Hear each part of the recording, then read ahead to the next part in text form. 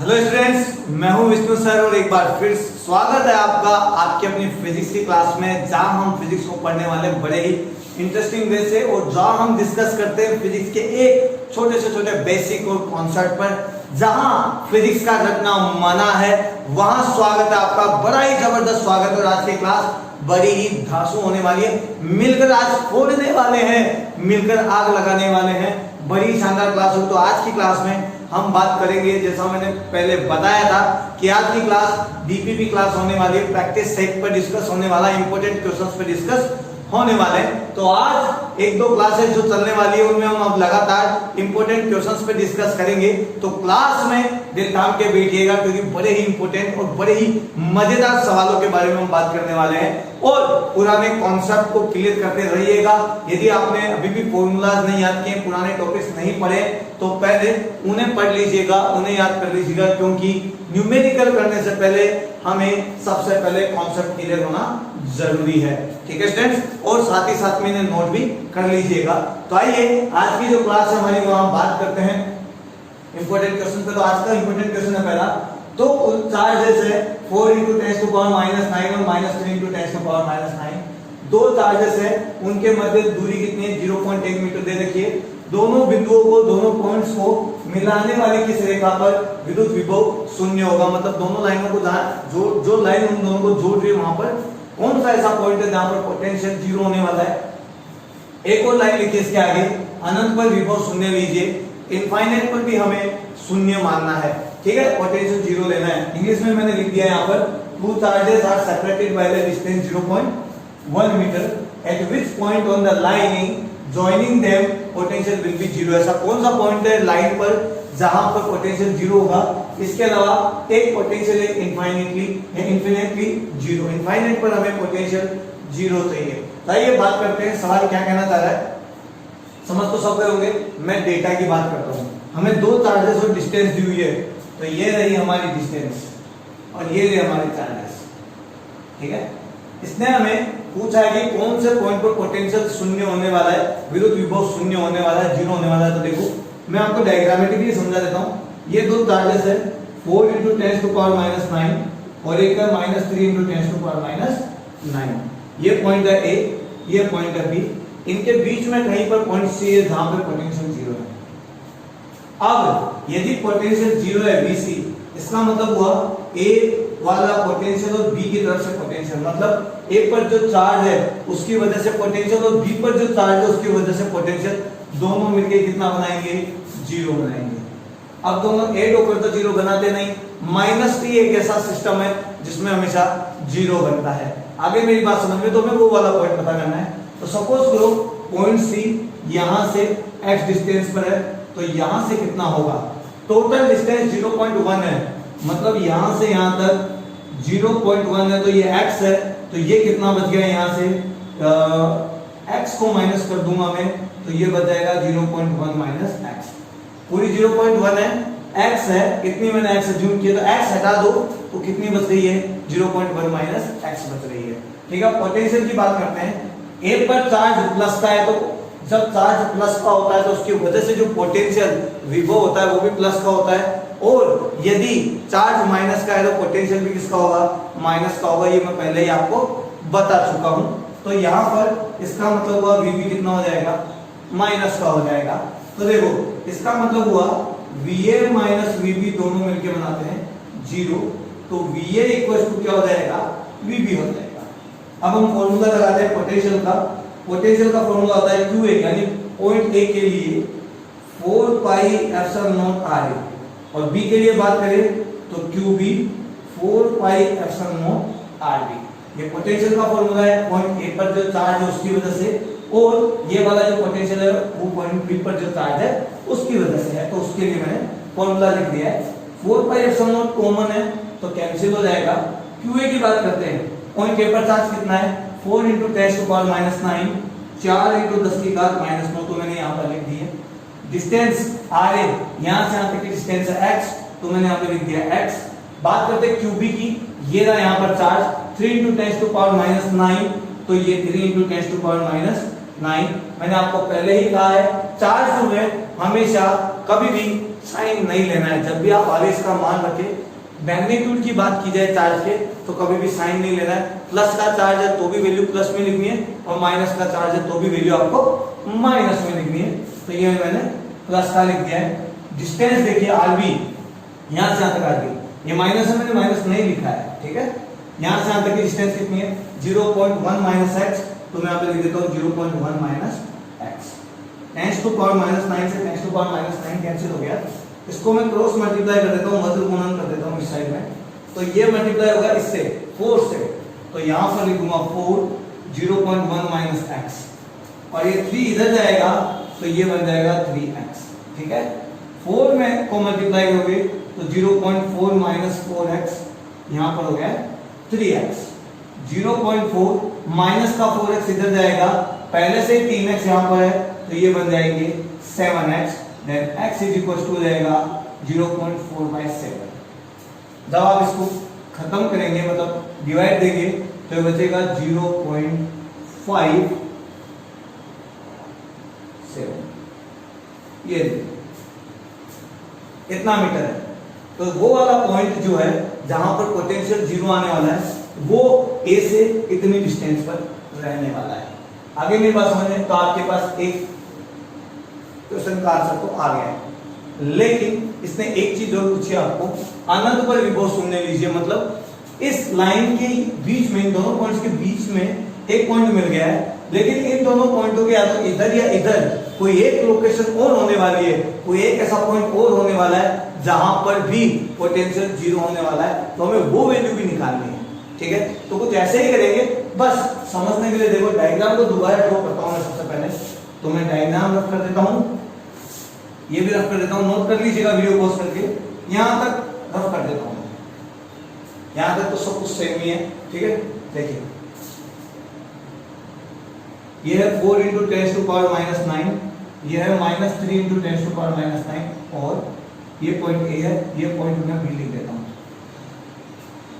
अब कोई बहुत दूर पॉइंट सी है जहां पर पोटेंशियल होने वाला है 0, मतलब ए और बी दोनों मिलकर बनाएंगे 0। ए पर प्लस का चार्ज है तो पोटेंशियल होगा प्लस का, बी पर माइनस का चार्ज है तो जो विभव के होगा पोटेंशियल जो होगा वो होगा माइनस का, दोनों मिलकर बनाएंगे 0। तो VA माइनस VB होगा 0, VB को मैं इधर ले जाऊं तो V इक्वल टू VB, और बाकी मैंने अभी जैसे पहले सॉल्व किया था वैसे ही सॉल्व कर दिया है। बात करते हैं डिस्टेंस की, यहां से यहां तक की डिस्टेंस है 0.1, मैं यहां से यहां तक की डिस्टेंस अज्यूम कर लेता हूं x, पूरी x है, ये 0.1 है, तो यहां से यहां तक बचेगा 0.1 माइनस x। तो एक डिस्टेंस ये आ गई है मेरी, पॉइंट B से इतनी दूरी है, पॉइंट A से पॉइंट A से x दूरी है, ठीक है। अब वापस बात करते हैं QA की। तो चार्ज एक पॉइंट A पर कौन सा चार्ज है 4 × 10 टू पावर माइनस 9, तो 4 × 10 to power minus 9। Distance RA, दूरी कितनी है, A पॉइंट से दूरी देखो x है, डिस्टेंस x है, तो मैं लिख देता हूं x।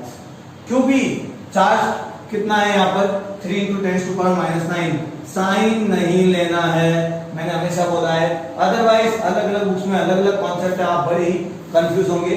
जो तरीका मैं बता रहा हूँ वो सब जगह लागू होता है, कभी कंफ्यूजन होना ही नहीं है और रटना ही नहीं है, बस कॉन्सेप्ट क्लियर और आगे बढ़ते चलना है, ठीक है। आइए बात करते हैं आरबी की, बात करते हैं यहां से यहां तक की, बी से सी पॉइंट 0.1 माइनस एक्स, तो मैं लिख देता हूं 0.1 माइनस एक्स। अब 10 टू पावर माइनस 9 से 10 टू पावर माइनस 9 कैंसिल, वही क्रॉस मल्टीप्लाई करेंगे, वज्र गुणा करेंगे, इसको इससे मल्टीप्लाई करेंगे तो 4 को मल्टीप्लाई करेंगे 0.1, सॉरी गलत हो गया है हमारा, हमने यहाँ डिस्टेंस गलत ले लिया, पूरी x है, ये 0.1 है, तो ये हो जाएगा x माइनस 0.1, थोड़ी मिस्टेक हो जाती है कभी कभी, ठीक है। तो ये हो जाएगा x माइनस 0.1, इसलिए याद रहेगा मेरे को। तो x माइनस 0.1 को मल्टीप्लाई करेंगे तो x माइनस 0.1 को 4 से मल्टीप्लाई कर दिया है, x को 3 से मल्टीप्लाई करेंगे तो इधर आएगा 3x। अब देखिए 4x माइनस 0.4, इसको यहाँ पर सॉल्व कर लिया है मैंने, इधर आया है 3x, 3x को मैं इधर ले आता हूँ, 4x माइनस 3x, इसको मैं इधर ले जाता हूँ प्लस का 0.4, यहाँ पे बचा x, यहाँ बचा 0.4। तो A से 0.4 डिस्टेंस पर यहाँ पर भी एक ऐसा पॉइंट आने वाला है जहां पर पोटेंशियल जीरो होने वाला है। ठीक है, तो ऐसे क्वेश्चन एग्जाम में आते हैं। यदि आपको कॉन्सेप्ट समझ में आ चुका है तो आप बड़े आसानी से कर लेंगे, अदरवाइज आप वहां पर अटक जाएंगे, कंफ्यूज हो जाएंगे। तो कंफ्यूज नहीं होना है और लास्ट में आपको स्किप करना पड़ेगा। तो ना तो स्किप करना है, ना अटकना है, ना रटना है, हमेशा कॉन्सेप्ट क्लियर करना है और बस फिजिक्स को आसान बनाते चलना है, जो कि मैं आपके साथ बना रहा हूं। बट आप अभी भी मेहनत नहीं कर रहे, नोट्स आपके प्रिपेयर नहीं हो रहे, क्लासेस आप रेगुलरली नहीं ले रहे, तो ये आप सबसे बड़ी मिस्टेक करो। क्लासेस रेगुलरली लो, नोट्स कंटिन्यू बनाओ। ज्यादा देर की क्लास नहीं होती है, जितनी होती है उसे आप अटेंड करिए, अदरवाइज आपको फिर बाद में बड़ा ही महंगा पड़ने वाला है। फिर लास्ट में आपके पास एक ही ऑप्शन रहेगा, फिजिक्स को रटना। और मैं कहता हूं फिजिक्स रटने वाला सब्जेक्ट नहीं है, फिजिक्स हमेशा कॉन्सेप्ट क्लियर करने वाला सब्जेक्ट है। इतना आसान सब्जेक्ट है कि आपको हिंदी, इंग्लिश ये भी बड़े टफ नजर आने वाले यदि आपने फिजिक्स के कॉन्सेप्ट क्लियर कर लिए तो। अदरवाइज फिर सब जो हमेशा होता है कि फिजिक्स बहुत टफ लगती है, फिजिक्स ये नहीं करते, फिजिक्स में वो नहीं आता, फिजिक्स में ऐसा नहीं पता, फिजिक्स में वो नहीं पता, ये जिंदगी भर आपको कहना पड़ेगा। और मैं चाहता हूं कि आप कॉन्सेप्ट क्लियर करें, उसके बाद देखिए कितना मजा आने वाला है। ठीक है, आइए देखिए नेक्स्ट क्वेश्चन। हमको ए बी और इस तरीके से डायग्राम दे रखा है। यहाँ पर चार्ज है +2, यहाँ पर है -2, यहाँ से यहाँ तक डिस्टेंस ए, यहाँ तक से यहाँ तक डिस्टेंस ए, यहाँ से दोनों पॉइंट के बीच में जो डिस्टेंस है आर। हमें निकालना है VA - VB, हमें पोटेंशियल डिफरेंस निकालना है, विभवांतर निकालना है। आसान सवाल मैं नहीं करवाता हूँ क्योंकि नॉर्मली एग्जाम्पल आपको मिल जाते हैं, आप समझ जाते हैं। टफ और इंपॉर्टेंट क्वेश्चंस उनके बारे में हम यहाँ पर डिस्कस करते हैं, जो डेली प्रैक्टिस सेट के सबसे बड़े इंपॉर्टेंट होते हैं, जिनमें अधिकतर बच्चे कंफ्यूज होते हैं। ठीक है, तो आइए बात करते हैं। हमें चाहिए VA - VB। सबसे पहले VA निकालते हैं, potential at point A, point A पर विभव निकालते हैं। पॉइंट ए पर विभव होगा +2 की वजह से भी और -2 की वजह से भी। +2 की वजह से निकालेंगे हम, तो देखो Q/4πε0r। डिस्टेंस कितनी है a, तो मैं यहां पे लिख देता हूं a। तो पॉइंट इस +2 की वजह से यहां पर चार्ज होगा इतना। अब -2 की वजह से भी पॉइंट ए पर कोई ना कोई विभव आने वाला है, पोटेंशियल आने वाला है, तो -2 की वजह से होगा, इसलिए मैं लिख देता हूं माइनस और फिर चार्ज लिख देता हूं Q/4πε0। डिस्टेंस देखो यहां से यहां तक कितनी है, यहां से यहां तक a है, यहां से यहां तक r है, तो टोटल कितनी हो गई r और a, r + a हो गई है, तो अब डिस्टेंस हो गई है r + a। ये हो गया पोटेंशियल, प्लस की वजह से भी और माइनस की वजह से भी कुल विभव इतना हो गया है। अब बात करते हैं पॉइंट बी की। पॉइंट बी पर देखो, ये रहा पॉइंट बी। पॉइंट बी पर सबसे पहले +2 की वजह से पोटेंशियल निकालते हैं, विभव निकालते हैं। तो +2 की वजह से जो फॉर्मूला आएगा Q/4πε0r, यानी डिस्टेंस यहां से यहां तक की डिस्टेंस देखिए, यह है यह है r, तो कितनी हो गई r + a। ये है ये r, यहां से यहां तक हो गया r + a। फिर मैं लिख देता हूं माइनस। अब देखते हैं -q पर जितना चार्ज है उसकी वजह से, सॉरी पॉइंट यहां पर जो है -q, उसकी वजह से जो पोटेंशियल है, तो -q की वजह से होगा -4πε0 डिस्टेंस, और डिस्टेंस यहां से यहां तक कितनी है a, तो मैं लिख देता हूं a। b और इसके बीच की डिस्टेंस कितनी है a। ये हमारे पास VA और VB आ गया है। हमें चाहिए VA - VB, तो VA की बात करते हैं Q/4πε0a - Q/4πε0r + a। ये लिख दिया मैंने VA की वैल्यू, माइनस और VB की वैल्यू भी लिख देता हूं मैं Q/4πε0r + a। ये ऐसा कैसा लिख दिया मैंने। अब ये भी नोट करके लिख देता हूं यहाँ पे -Q/4πε0a। जैसे आप माइनस को हटाएंगे, यहां से ब्रैकेट ओपन होगा, ये बन जाएगा प्लस का। ठीक है, अब देखिए ये और ये दोनों को ध्यान से देखो, ये भी प्लस का है, ये भी प्लस का है, तो अब हमारे पास बन गया है VA - VB 2Q/4πε0a। एक और एक मिलकर हो गए 2। ये देखो ये भी दोनों माइनस के, मैं इनको लिख देता हूं माइनस का 2Q/4πε0r +। ठीक है, आप यही छोड़ सकते हैं, चाहे तो आगे सॉल्व कर सकते हैं। यहां तक छोड़ दोगे तो भी हमारे आंसर करेक्ट माने जाएंगे। ठीक है, तो नेक्स्ट क्वेश्चन देखिए। हमें एक ट्रायंगल दे रखा है, एक त्रिभुज दे रखा है, Q1 Q2 Q3 तीनों पॉजिटिव चार्ज दे रखे हैं। और नीचे दिया हुआ है find total potential energy of the system. ये जो तीनों चार्जेस मिलके जो ट्रायंगल बनाते हैं, इस पूरे का सिस्टम में, इस पूरे निकाय का हमें विद्युत स्थिति ध्रुवता ज्ञात करनी है, पोटेंशियल एनर्जी निकालनी है। ठीक है, ये एक तरह की डेरिवेशन है, पर बच्चे बड़े कंफ्यूज होते हैं। तो देखो बड़ा ही आसान है, समझा रहा हूं मैं आपको, जैसा मैंने पोटेंशियल एनर्जी में समझाया था। यदि आपने वहां पे क्लास ज्वाइन की है तो आपको बड़े अच्छे से समझ में आने वाला है, या आप खुद कर लेंगे, अदरवाइज आप नहीं कर पाएंगे। और ये सीबीएसई टाइप जो एग्जाम होते हैं हमारे बोर्ड के एग्जाम, उनमें आने वाला मोस्ट इंपोर्टेंट क्वेश्चन है। अब देखिए, यदि आपने क्लास ज्वाइन नहीं की है तो सबसे पहले आप उन प्रीवियस क्लासेस को ज्वाइन कीजिए। वहां मैं बेसिक कॉन्सेप्ट, हर छोटी छोटी बातों पर, इंपोर्टेंट फैक्ट्स पर इसीलिए डिस्कस करता हूं ताकि आपके सारे कंफ्यूजन क्लियर है। बट यदि आपने क्लासेस ज्वाइन नहीं की है तो पहले उन्हें अटेंड करिए, तभी आप हाई लेवल पढ़ पाएंगे और फिजिक्स को आपको रटना नहीं पड़ेगा, अदरवाइज फिर तो रटना ही है। ठीक है, और आपको जितना मैं बताने वाला हूं फ्री, उतना कहीं पर नहीं मिलने वाला है, वो भी फ्री क्लासेस में। तो इसका लुत्फ उठाइए, इसको एंजॉय कीजिए, इसको घास मत काटिए, अदरवाइज जिस दिन फिजिक्स का पेपर होने वाला है उस दिन तो फिर हमारे चेहरे पे उदासी रहने वाली है, और मैं नहीं चाहता कि आपको कभी उदास होना पड़े, वो भी कॉन्सेप्ट की वजह से। ऐसा थोड़ी हो सकता है, आपने साइंस ली है, फिजिक्स इंपॉर्टेंट सब्जेक्ट है, कॉन्सेप्ट क्लियर करो, मैं सब कुछ आपको दे रहा हूं, लेकिन आपको मेरे साथ साथ साथ चलना पड़ेगा। ठीक है, तो आइए मैं दोबारा आपको याद दिला देता हूं। ठीक है, आप समझ जाएंगे, और आपने भी प्रीवियस क्लासेस ज्वाइन नहीं किए तो भी आपको अभी सब कुछ समझ में आ जाएगा। ठीक है, इस ट्रायंगल पर हमको ये सब दे रखा है और हमें टोटल पोटेंशियल एनर्जी निकालनी है। तो मैं यहाँ पे बात करता हूँ, इसने कहीं बोल नहीं रखा कि बाहर में कहीं इलेक्ट्रिक फील्ड है। ठीक है, एक्सटर्नल इलेक्ट्रिक फील्ड है। जब एक्सटर्नल इलेक्ट्रिक फील्ड है ही नहीं तो हमारे को एक्सटर्नल इलेक्ट्रिक फील्ड बाहरी विद्युत क्षेत्र के लिए कभी कार्य करना ही नहीं पड़ेगा, बाहरी विद्युत क्षेत्र के विरुद्ध कभी कार्य नहीं करना पड़ेगा, तो वर्क डन हमेशा वहां पर क्या होगा, जीरो होगा।